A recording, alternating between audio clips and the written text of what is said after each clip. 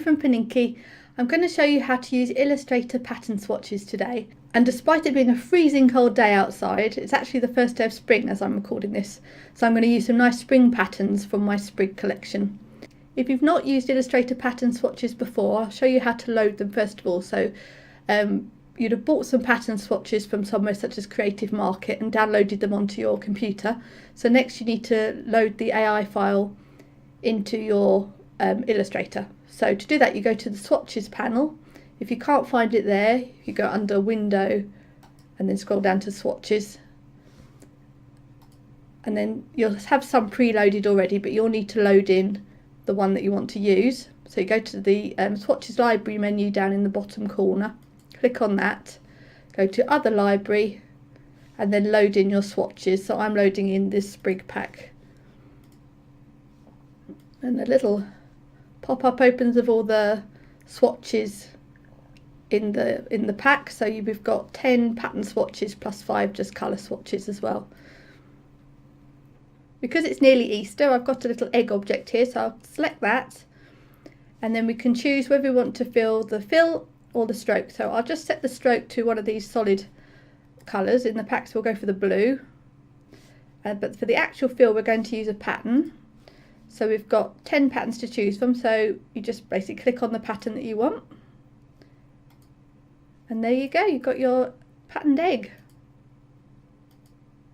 So we're going to go for this one. And you see the little blue line on the blue stroke on the outside. Now I like this pattern, but I think that the scale of it is a little bit too big for my egg. So I'm going to select the object again, and then I'm going to scale the pattern down to make it a bit smaller. So to do that, I'm going to go to Object, Transform, Scale. Now I don't want to scale the actual size of the egg, I just want to scale the pattern. So where it says Transform Object, I'm going to deselect that and keep Transform Pattern selected. I want to transform it uniformly so that it keeps its proportion and doesn't stretch or get squashed. And we'll try halving the size of it, so we'll go down to 50%, and then we'll just click on Preview to see. And I think that maybe that's a little bit too small, so we'll go to 75% and click Preview. Yeah, I like that, so I'm going to go OK. So now you can see that the pattern is a little bit smaller, but the actual vector shape of the egg has not changed. Because the pattern swatches are actual vectors, you can scale them larger and smaller without any loss of quality. I'm now going to show you how to change the colour of the pattern.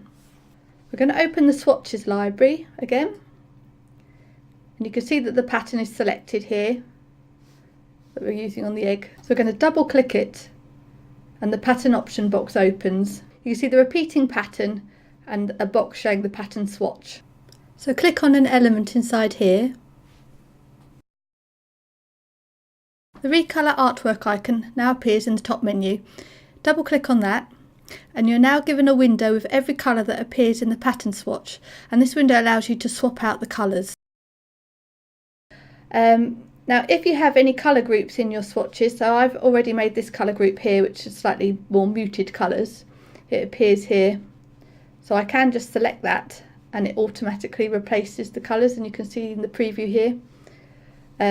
Move it over a little bit so you have a bit more better view. And you can toggle through this button here, and it'll put them in different ways.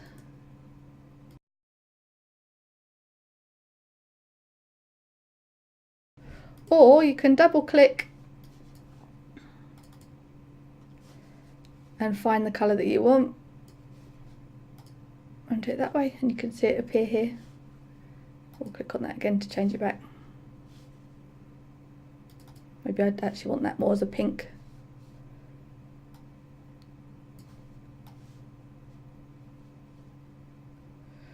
Ooh. And it changes there. We'll stick with that one. When you save a copy, muted floral,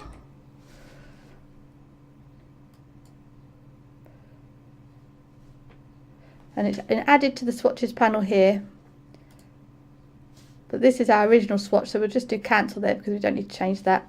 So we've got the original swatch and we've got the new swatch. So select on your egg, and there you go, you've got your new egg. You flip between the two. See the differences. About.